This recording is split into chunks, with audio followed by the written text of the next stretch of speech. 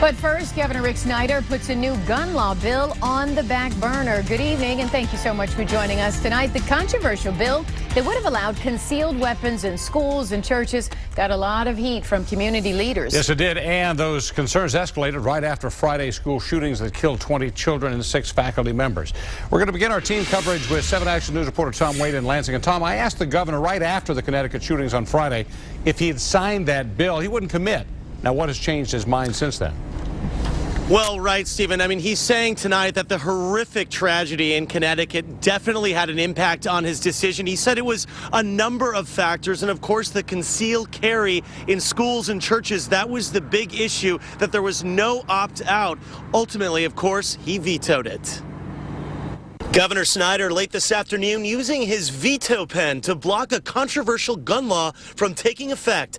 SB 59, as it was known, would have allowed concealed guns to be allowed to be carried in places like schools and churches. The majority of the people in this state do not want to see more guns in these public places. Democratic Senator Glenn Anderson says even though he's relieved the governor did not sign the new gun law, he says Michigan still has an open carry policy that technically allows people to bring guns into places like schools and churches. People should be able to carry guns, I believe, if they're law-abiding citizens, but we don't want them in our schools, and I think the tragedy in Connecticut just highlighted that. We are marching. Meanwhile, as the governor was vetoing the bill, a group of pastors from across the state gathered outside his office. They had originally planned to pray for the governor's veto. We're very pleased to hear it. We think it'll help make our communities safer, our churches safer, and a sense of security for our children and for our whole community.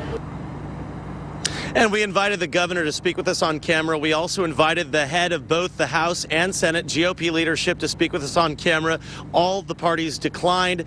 Both the House and Senate leaders in the GOP are expressing disappointment tonight that the governor indeed vetoed this bill. We'll have more tonight at 7 and 11. Reporting live in Lansing, I'm Tom Wade, 7 Action News.